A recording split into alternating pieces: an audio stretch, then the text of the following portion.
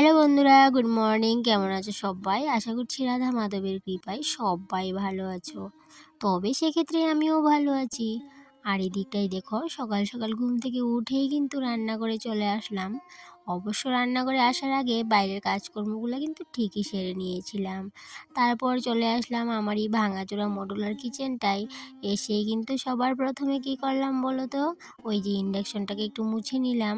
যেহেতু প্রচণ্ড ধুলাবালি পড়ে আর সেহেতু কিন্তু অনেকটাই নোংরা হয়েছিল। আর এদিকে ইন্ডাকশনটা মুছার পর এই যে র্যাকটার উপরে যে আমি এদিকটায় আমার মশলা কৌটাগুলো রাখি, তারপরে কিন্তু আমার চায়ের কাপগুলোও রাখি, এই জায়গাটাও কিন্তু একটু পরিষ্কার করে নিচ্ছি। কেন কি, যেহেতু এই জায়গাটা আমি ধরেছি, এই জায়গাটা সম্পূর্ণটাই পরিষ্কার করব। কৌটাগুলোও কিন্তু ভালো করে মুছে মুছে জায়গাটা জায়গা মতো রেখে দেবো। তো ট্রেটা যেহেতু কালো কালার, সেহেতু কিন্তু একটু ধুলো পড়লেই কিন্তু বোঝা যায়, দূর থেকেই কিন্তু একদমই স্পষ্ট বোঝা যায় যে এই ট্রেটার মধ্যে অনেকটাই ধুলো পড়েছে। আর এমনিতেও এই যে কটা দিন ধরে কিন্তু অনেকই ধুলোবালি পড়ছে, একটু পর পর যদিও মোছামাছি করি তারপরেও কিন্তু ধুলো ঠিকই পড়ছে। তো যাই হোক, এদিকটাই কিন্তু ভালো করে পরিষ্কার করে নেব এই সাইডটা। কারণ কি, যেহেতু আমি প্রত্যেক দিন কিন্তু পার্ট পার্ট করেই কাজকর্ম করে থাকি, কাজকর্ম বলতে ওই যে ক্লিনিংয়ের কাজটা। তো সেক্ষেত্রে আমি যেই সাইডটা পরিষ্কার করব সেই সাইডটা কিন্তু ভালো করেই পরিষ্কার করে নিই। তাতে করে কিন্তু ওই যে একদিনে কিন্তু আর চাপ পড়ে না, সেক্ষেত্রে কিন্তু একটু অল্প অল্প করে যখনই আমরা কাজকর্মগুলো করি তখন কিন্তু ওই যে সম্পূর্ণ ঘরদোরও পরিষ্কার থাকে আর একদিনে অতটা পরিশ্রমও হয় না। তারপরে এই যে একটা পরিষ্কার করে নিয়েছি, তারপর বসিয়ে দিলাম চা। এবার কি হয়েছে বলো তো, চা বসানোর পর হঠাৎ মনে পড়লো যে গরম জল করা হয়নি। কারণ কি, যেহেতু সকালে আমি একটু গরম জল খেতে হয়, এত গরম জল খাই না, ওই ঠান্ডা জলটার সাথে একটু মিশিয়ে নিতে হয়। তো চা বসানোর পর হঠাৎই মনে পড়লো গরম জলটা করা হয়নি, তাই জন্য চায়ের বাটিটা নামিয়ে আবার কিন্তু গরম জলটা করে নিয়েছি। তারপরে কিন্তু আবার চায়ের বাটিটা বসিয়ে দিলাম ইন্ডাকশনে। আর এদিকটা গরম জলটা খেতে খেতে কিন্তু চাটাও হয়ে যাবে। কারণ কি, যে একটা কাজ করতে করতে তো আরেকটা কাজ করে নিতে হয়, সেই বুদ্ধিটা তো আমাদের অবশ্য সবারই থাকে গৃহিণীদের, যে একটা কাজ করতে করতে আরেকটা কাজ করার চেষ্টা আমরা করি। তো যাই হোক, এদিকে দেখো দুধটাও বসিয়ে দিলাম গ্যাসে, দুধটাও হয়ে গেছে, এবার কিন্তু গ্যাসটা অফ করে দেব। আর ইন্ডাকশনে আমার চাও কিন্তু রেডি। আর ছেলের জন্য দুধটাও রেডি করে নিলাম। এবার ছেলেকে হরলিক্সটা দিয়ে দেব, তার সাথে আমি আমার চাটাও কিন্তু খেয়ে নেব। আর হাজব্যান্ড তো সকালে বেরিয়ে গেছে। হাজব্যান্ড যখনই বেরিয়েছে তখন কিন্তু হাজব্যান্ডকে চা করে দিয়েছিলাম। আর যেহেতু আমার চাটা চিনি ছাড়া, সেহেতু কিন্তু আমার চা সবসময় কিন্তু আমি আলাদা করেই করে থাকি। আর এদিকটায় দেখো, যেহেতু চায়ের মধ্যে চিনি নেই, সেই জন্য কী করলাম, আজকে ইচ্ছে করলো যে ভালো করে বেশি করে দুধ দিয়ে চাটা একটু ভালো করে খাবো। সেই জন্য প্রথমে কিন্তু চায়ের সাথে কিন্তু একটু গরুর দুধ দিয়ে দিলাম, তার সাথে আবার গরুর দুধ দিয়ে দিলাম। আর এদিকে দেখো, এই যে অর্ধেকটা ব্রেড ছিল, হাফ পিস, তো এই ব্রেডটা দিয়ে চাটা এবার খেয়ে নেব। তো আজকে আর তোমাদের সাথে পুরো কিচেন ক্লিন করে দেখাবো না। আজকে যেহেতু থাম্বনেল দেখে বুঝে গেছো যে কী ধরনের ভিডিও হতে চলেছে, শুধুমাত্র সেই টপিকটার উপরে আমি নজর দেব। আর এইদিকে দেখো, আটার কৌটাটা নামিয়ে নিলাম, তার সাথে নামিয়ে নিলাম আরও কিছু কৌটা। তো সবগুলো কৌটার মধ্যে কী আছে অবশ্যই তোমাদের সাথে শেয়ার করব। তার আগে বলে নিই, এই যে আমার আটাটা না অনেক দিন হয়েছে এনেছে। তো এই আটাটাকে যদি আমি এইভাবেই রেখে দিই গড়ে, তাহলে কি হবে বলো তো, কয়েকদিন পর পোকা হয়ে যাবে আর কিন্তু খাওয়া যাবে না।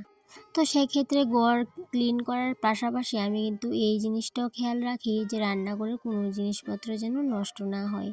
কারণ কি, এই যে স্টোর করা জিনিসগুলো কিন্তু অনেক সময় কি হয়, দেখা যায় কি রেখে দিলাম কৌটোতে আর মনে নেই, বা একটু রোদে দেওয়ার কারণে হয়তো কি পোকা হয়ে যায়। যে ছোলা বাদামগুলো দেখতে পাচ্ছ, সেগুলো যদি আমি মনে না করে রোদে না দিই, তাহলে কি হবে বলো তো, অনেক দিন পর কিন্তু এগুলো নষ্ট হয়ে যাবে, বলতে পোকা হয়ে যাবে।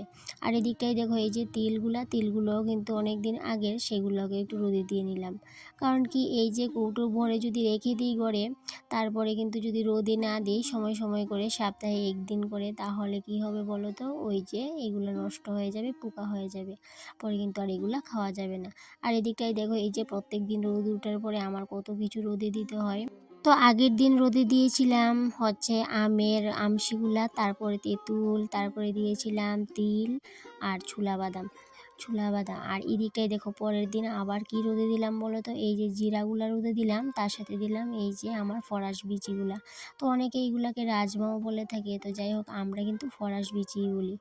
তো এইভাবে করে কিচেনে স্টোর করা আটা ময়দা যে কোনো ধরনের ডাল দানা শস্য এগুলোর দিকে কিন্তু একটু নজর দিয়ে তারপর কিন্তু ভালো করে রোদ লাগিয়ে রেখে দিলে কৌটো করে সারা বছর কিন্তু সংরক্ষণ করে রাখা যায়। তাতে করে কিন্তু আর পোকাও লাগবে না, অনেকটাই ভালো থাকবে। আর এদিকটায় দেখো এই যে আমের হলিগুলো আমার এত সুন্দর শুকিয়েছে কি বলবো তোমাদের। তার সাথে কি বলো তো আজকে কি রোদে দিয়েছি, এই যে আমার আগের বছরের পুরান তেঁতুলটা। দেখো পুরান তেঁতুলটা কিন্তু আগের বছরের না, এটা 2-3 বছর হবে, 2-3 বছর আগের তেঁতুল। দেখো এখনও কত ভালো আছে আমার এই তেঁতুলটা, একটুকু পোকা হয়নি। কারণ কি এই যে আমি মাঝে মধ্যেই প্রত্যেক দিন কিন্তু রোদে দিতে হয় না, মাঝে মধ্যে রোদে দিলেই কিন্তু চলে। এই যে সপ্তাহে একদিন যদি একটু ভালো করে রোদ লাগিয়ে রেখে দিই, তাতে করে কিন্তু সারা বছর যদি রেখেও দিই তাতেও কিন্তু কোনো পোকা লাগবে না, নষ্ট হবে না। সেই মতো এবারও তেঁতুল কিনেছিলাম 1 কেজি, সেটাকে কিন্তু ভালো করে শুকিয়ে নিচ্ছি রোদ লাগিয়ে। তারপরে এই যে তেঁতুলগুলোকে, এই যে তেঁতুলের বিচিগুলো বার করব, বার করে কিন্তু আবার কৌটো করে রেখে দেবো। আর ভালো করে রোদ লাগাতে হবে, তাতে করে কিন্তু আর পোকাও ধরবে না, নষ্টও হবে না। আর এদিকটাই দেখো এই যে সমস্ত কিছু রোদ বোদ দিয়ে চলে আসলাম ঘরে। ঘরে এসে ভাতটা বসিয়ে দিলাম, কারণ কি এই যে ঘরের কাজকর্মের পাশাপাশি কিন্তু আমাদের এই কাজগুলো করতে হয়, সেগুলো লক্ষ্য রাখতে হয়। আর এদিকে কিন্তু ভাতটা হয়ে গেছে, এবার হাজব্যান্ডকে ভাত দিয়ে দেবো।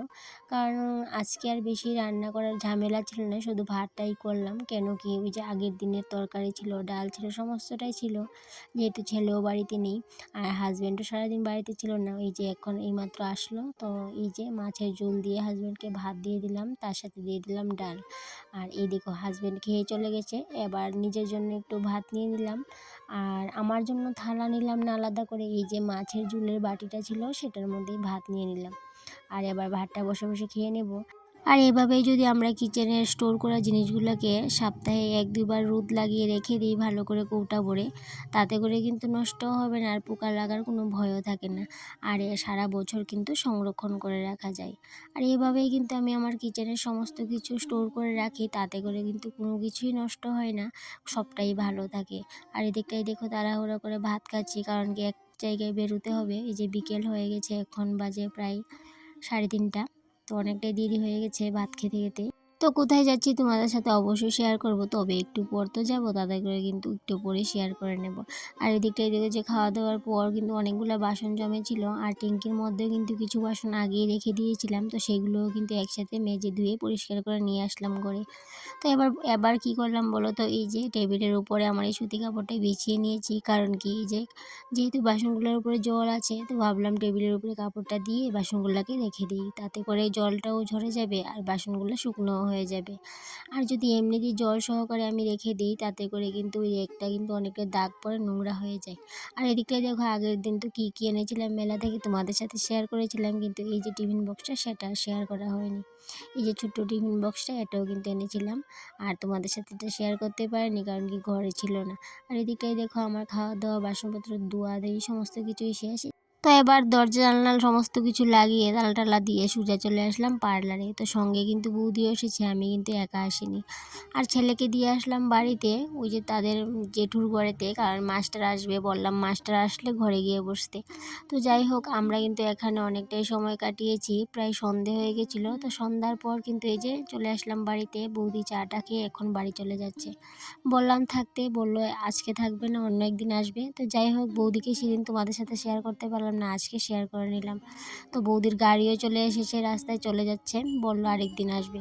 তো আমার ভাইপুও এসেছিলো, তো ভাইপু কিন্তু আগে ভাগেই গাড়িতে উঠে বসেছে, তাই জন্য তোমাদের সাথে শেয়ার করতে পারলাম না। তো যাই হোক বন্ধুরা, আজকের ভিডিওটা এই পর্যন্তই থাকলো, আবার দেখা হবে পরবর্তী কোনো একটা ব্লগে। ততক্ষণে তোমরা ভালো থেকো, সুস্থ থেকো, টাটা।